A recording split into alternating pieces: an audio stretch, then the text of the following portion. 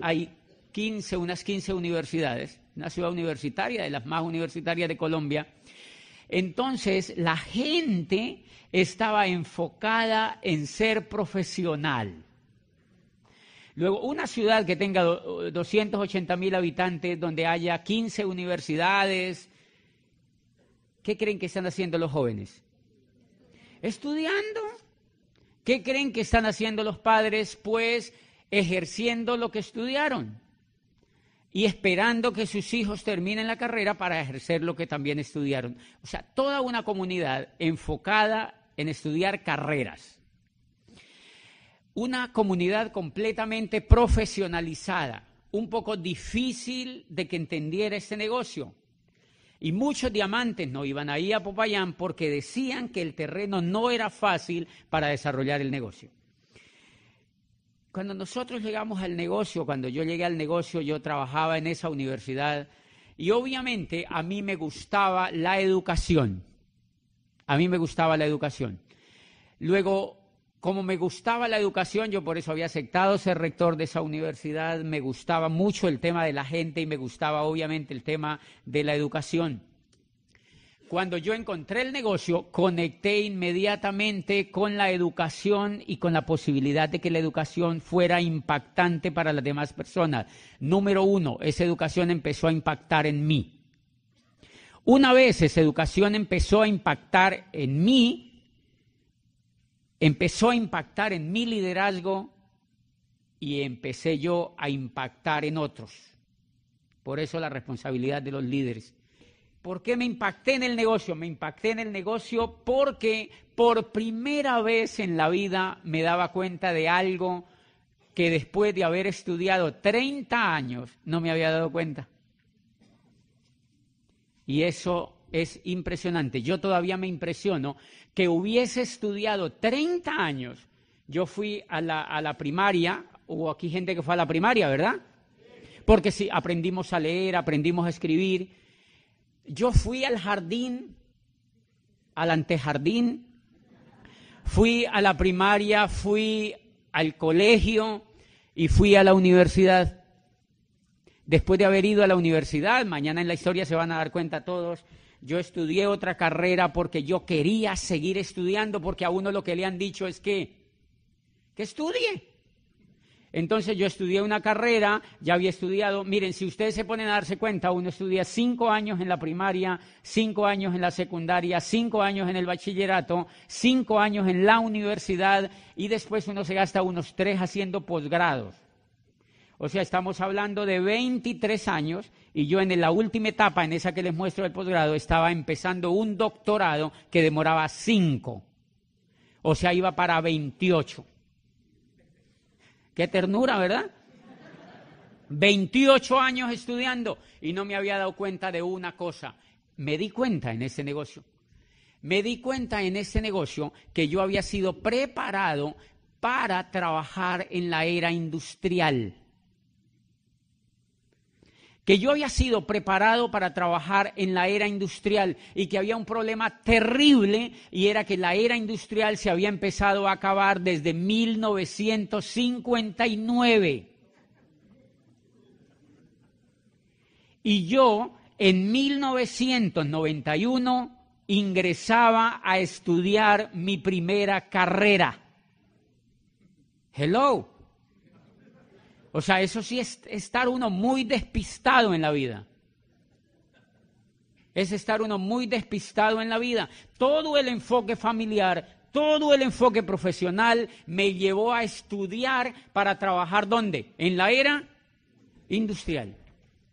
Yo no sabía que la era industrial se había empezado a acabar desde 1959 y hay una parte de una obra espectacular de un hombre que vive aquí en los Estados Unidos que dice el mundo, eso me impactó cuando leí eso.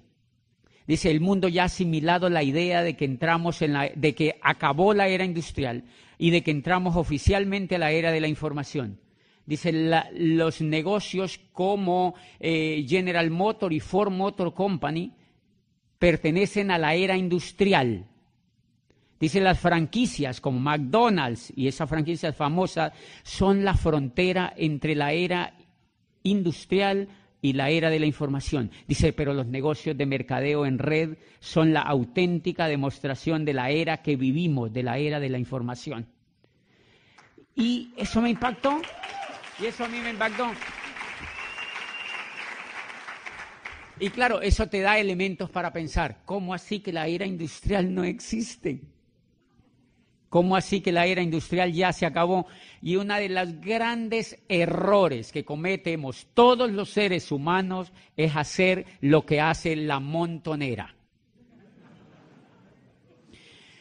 Todos los grandes errores en todas las etapas de la evolución humana se cometen porque el ser humano es un poco rebañista. O sea, nos gusta estar donde están todas las ovejas. O sea, nos gusta estar donde están todas las ovejas. Claro, el gran problema es que la era agrícola duró 10.000 años. La era agrícola duró 10.000 años. 10.000 años duró la era agrícola. ¿Mucho? Bastante. ¿Cuánto duró la era industrial? Menos de 300 años. Quizá la gente creía que la era industrial iba a durar 10.000 años. No, duró menos de 300 años y sucumbió. ¿Cuál es el gran colapso? Y esa es una cosa importante para el liderazgo, porque muchos de los líderes no se califican a diamante porque no saben qué es lo que están haciendo. Y si no saben lo que están haciendo, tienen miedo. Tienen miedo de contactar a otros, tienen miedo de dar el mensaje y tienen miedo de tomar una decisión. Una de las cosas que me ayudó a mí fue la información sobre lo que hacía, fue entender lo que yo estaba haciendo. Y entonces eso a mí me impresionó. Si la era agrícola había durado 10.000 años, la era industrial en la cual yo estaba preparado para trabajar ya se había acabado, se estaba terminando de acabar y yo estaba haciendo un doctorado para trabajar en ella. Eso explica una cosa para que los tranquilice a todos. Si ustedes tienen hijos que no quieren estudiar, si muchos de ustedes no fueron a estudiar, los felicito. Los felicito, los felicito. Ustedes, no porque no aprendan, sino porque gracias a su voluntad y gracias a la persona que a usted le mostró este negocio, usted entró a hacer una carrera en la era de la información, en la era vigente, una carrera que es competitiva y que al menos yo estoy seguro que nos va a durar otros 200 años. Al menos nos va a alcanzar para 200 años, ¿verdad? Al menos alcanzamos a morirnos dentro de ella. ¿Qué fue lo que pasó antes? Que los que nacieron en la era agrícola no se alcanzaron a morir. 10.000 años. Muchos de nuestros abuelos, de nuestros padres, nacieron dentro de la era información, de la era industrial, perdón, y alcanzaron a morirse. ¿Qué era lo importante en la era industrial? Jubilarse. La gente entraba a una gran empresa, ¿a qué? A jubilarse. Ellos se sentían jubilados desde que entraban. Uno se moría en vida desde que entraba a la empresa. Porque porque cuando la era industrial estaba en su furor, ¿qué era lo que mantenía a la gente con ganas de estar allá? Que se podían jubilar. Que había estabilidad, ¿se acuerdan? Que había estabilidad, que habían buenas prestaciones sociales, que la gente tenía cierta dignidad. Y entonces los hijos podían ir a buenos colegios y ellos podían tener buenas casas y buenos carros. Y por eso ustedes recuerdan que muchos de nuestros padres que trabajaron en empresas de la era industrial, de aquella era que se acabó, muchos de esa gente amaba a esas empresas.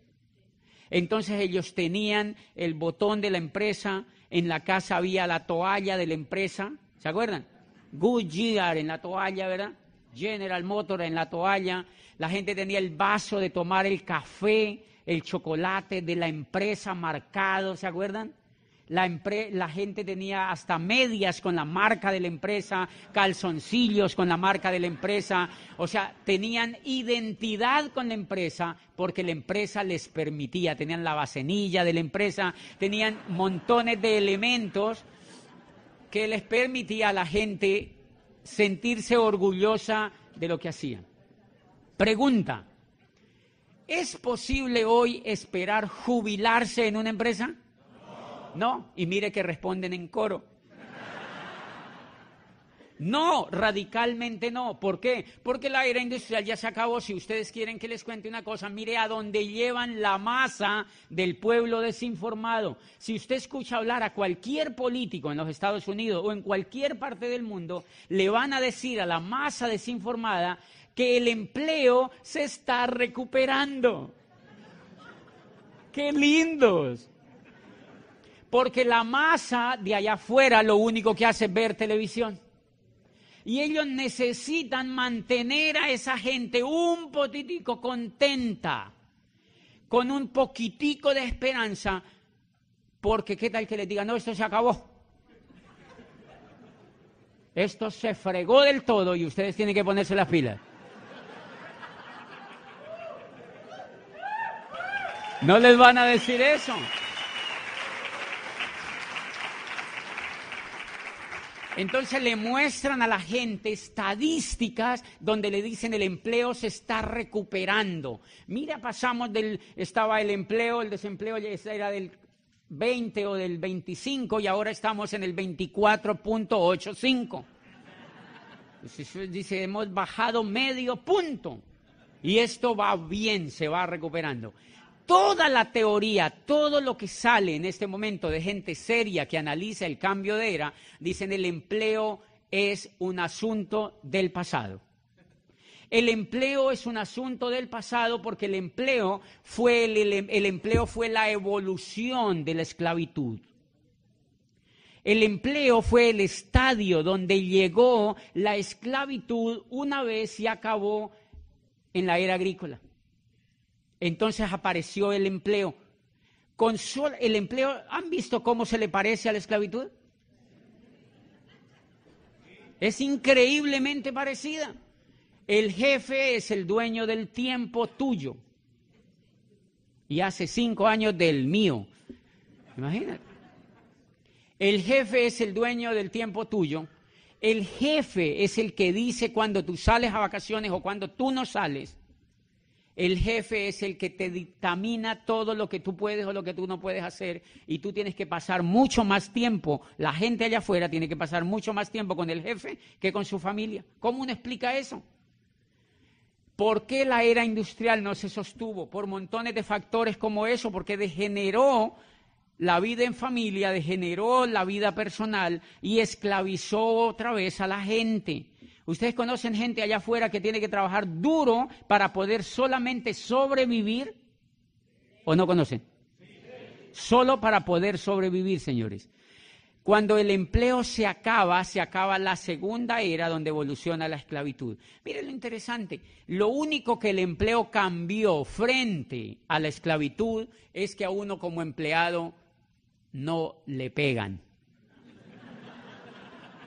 Es lo único. ¿Y por qué no le pegan? ¿Por qué no le pegan? Porque cuando los grandes empresarios que hubo en Inglaterra, en toda la Inglaterra que se desarrolló después de la máquina de vapor de Watson y cuando iniciaron las grandes empresas, a la gente le pegaban y le pagaban tan poquito, pero tan poquito, que la gente se moría de hambre en las calles de Roma, en las calles de Londres, de Florencia y de Milán. Se morían de hambre comidos por las ratas. Y los trabajadores se rebelaron y quemaron las fábricas. El ser humano, cuando le tocan una parte que es la dignidad, pero hay algunos grupos humanos que cuando le tocan la dignidad, a esa gente le habían tocado la dignidad en lo más profundo, porque había muchos compañeros que perdían la vida, se rebelaron y apareció la primera gran revolución del trabajo y quemaron las fábricas completamente, las arruinaron. Y entonces el Estado incipiente les dijo, ok, vamos a legislar. Eso hay que controlarlo. Señores empresarios, ustedes pueden contratar a la gente, pero hay unas leyes que los van a controlar. Mínimo les tienen que pagar el salario mínimo. Número 1. Por eso existe el salario mínimo, si no nos pagaban lo que les diera la gana. Si no, la gente diría, no, harta gracia que le dé la comida, ridículo. ¿Sí me entiende? O sea, la gente, la ley le dijo, mínimo le tienen que pagar el salario mínimo. Número 2, no les pueden pegar. Porque si les pegan, incurren en la violación de la ley penal. Por eso es que a uno no le pegan. No le pegan físicamente, pero le pegan psicológicamente a la gente. María, si tú no rindes, hay 50,000 personas de México que quieren pasar la frontera.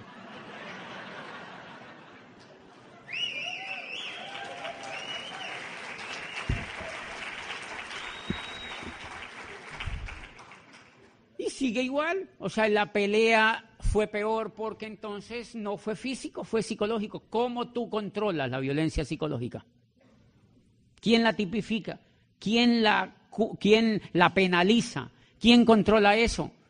Señores, y entonces la gente empezó un juego impresionante. Si ustedes en esta convención líderes toman conciencia un poquitito más del tema que nosotros hacemos, ustedes se levantan de esa silla y se van a Diamante.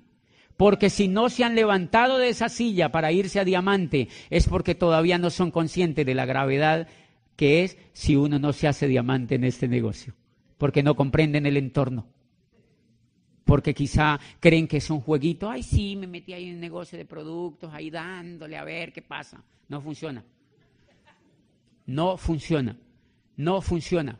Es impresionante, impresionante lo que está pasando en el mundo laboral. Yo voy mucho a Chile, el año pasado fui unas 5 veces a Chile y di una conferencia en una universidad prestigiosa allí de Santiago a estudiantes de la Facultad de Economía con sus profesores, hablando de esta crisis, de la crisis que el mundo de Occidente va a vivir por el acabose de la era industrial. Y yo les decía, y miren, ¿cuántos estudiantes aquí en Santiago de Chile están estudiando para trabajar en la era industrial?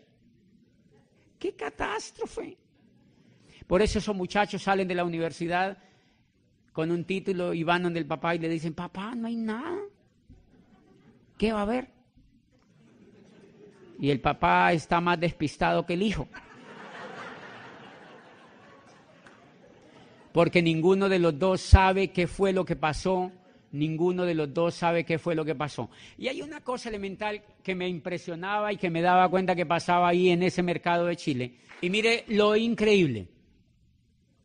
En Chile, el gobierno aprobó una ley democrática que permite contratar a la gente con 0 prestaciones sociales. Con 0 prestaciones sociales. Ese es el futuro que les espera a la gente que no se educa como empresario y a la gente que está esperando que la contraten y que la sigan explotando las empresas. Esas personas van a salir educadas a un mundo donde van a tener una calidad de vida increíblemente mala. En Colombia están contratando muchachos muy jóvenes, brillantes de prestigiosas universidades por $500. $500. Y cuando eso, le dicen al muchacho que es para que coja experiencia. Y cuando ya tienen unos 10 años, entonces ellos dicen, oh, si ya no corre igual, ya no es lo mismo, ya se está poniendo como canción, reemplacémoslo por 2 de 20. Reemplacémoslo por 2, cuando ya la persona está cumpliendo 40 años, entonces lo reemplazan por 2 de 20.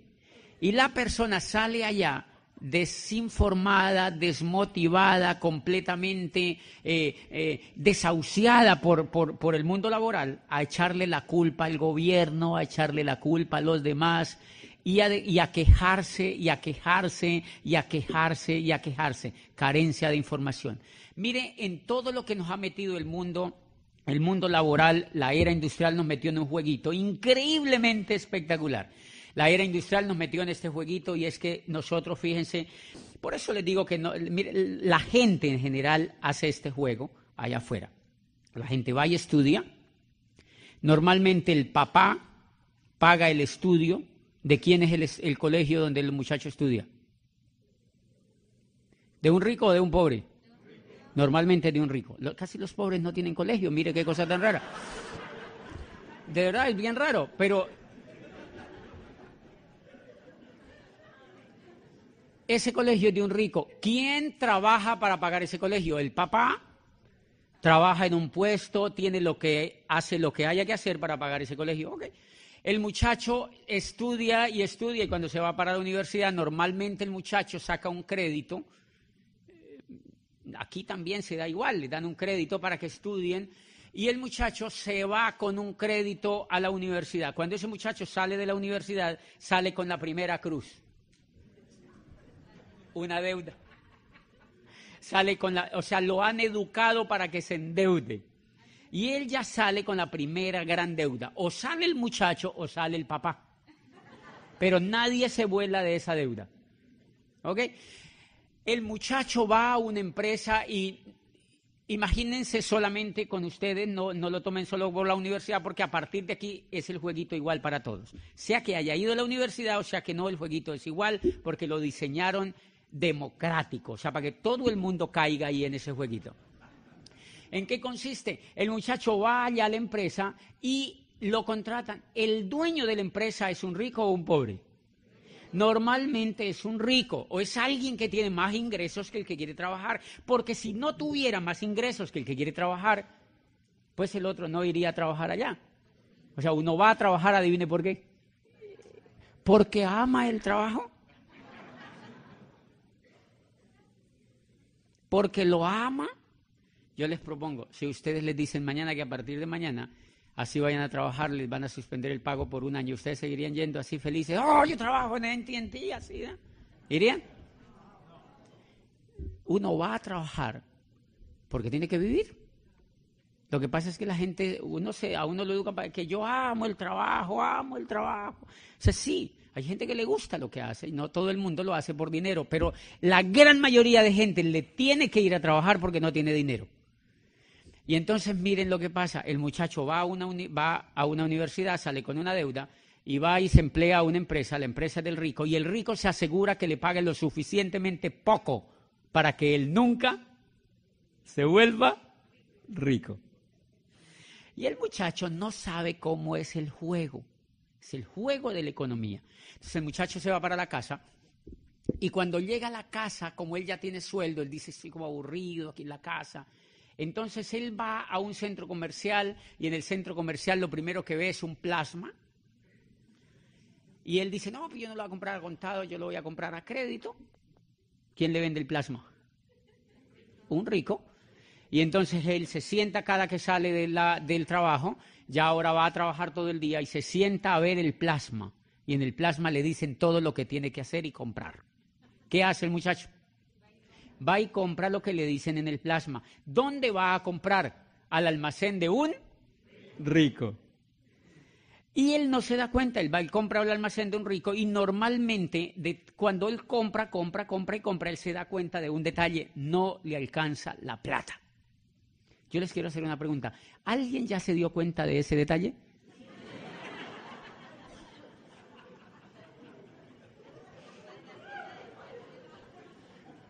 Que uno trabaja y no le alcanza la plata. Y uno no entiende qué es lo que pasa. Bien, como uno no entiende qué es lo que pasa, uno vuelve y pide explicación al plasma.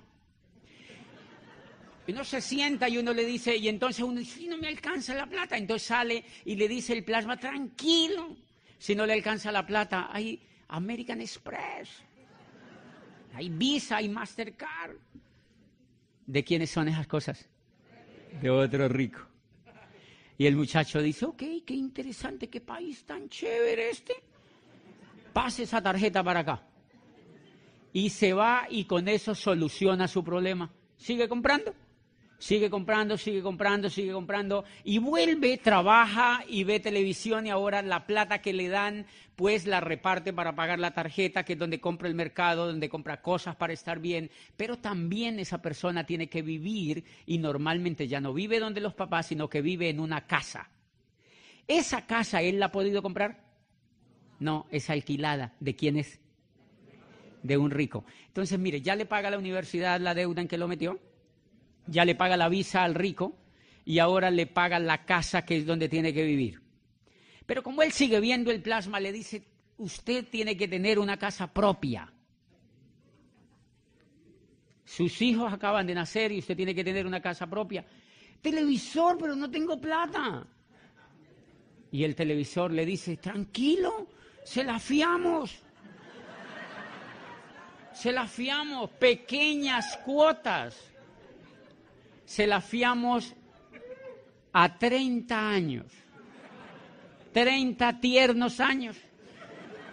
Y el muchacho dice, oye, qué país tan increíble, 30 años, y el muchacho ya tiene casa y entonces empieza a trabajar y sigue pagando ahora los intereses de la casa. El muchacho está llegando a los 30 años y tiene 30 años para pagar la casa. ¿Alguna vez te has sentido así? No con el tema de la próstata, pero sí con el tema. Ok, ¿qué es lo que pasa? Que la gran mayoría de la gente allá afuera es analfabeta financiera. Y ese es el juego de la economía. Entre más analfabetas financieros haya, hay más ricos de esa naturaleza. Porque el juego de ese tipo de riqueza es que haya analfabetas financieros. Este país donde ustedes viven, adivinen con qué lo levantaron, adivinen con qué lo sostienen, con una técnica que se llama endeudar a la gente. Si no endeudan a la gente, no hay Estados Unidos de América. Si no hay esclavitud, no hay Estados Unidos de América, porque el modelo está hecho para enseñarle al niño desde que sale del vientre de su madre, pues del de la de él, obviamente, está hecho para enseñarle a ese niño que él tiene que endeudarse por su país. Él tiene que endeudarse. Por eso toda la publicidad está dirigida a que la gente se endeude. ¿Conocen gente endeudada aquí? ¿Han visto que toda la cultura ronda en torno a la deuda? Señores, si uno no entiende ese juego, a uno se le va la vida sin entenderlo y uno nunca puede hacer algo que valga la pena. Por eso amo este negocio. Por eso amo este negocio.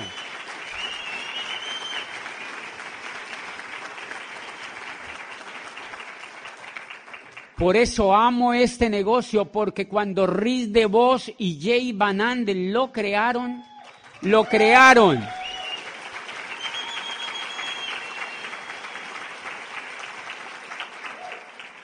crearon para que tú y yo fuéramos libres. Lo crearon para que tú y yo fuéramos libres. Por eso hay una cosa que me impacta en los textos que DeVos escribió, que me impactó. ¿Cómo no te vas a levantar de la silla, hacerte diamante, si tú lees esto que te voy a decir? Credo número 5. Dice, creemos que el trabajo es bueno solamente si lleva al trabajador hacia la libertad, la recompensa o la esperanza.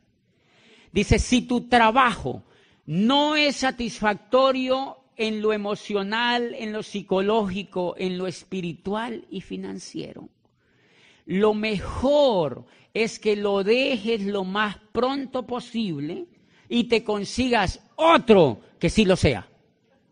Dice eso Rhys DeVos en un libro que se llama Capitalismo Solidario.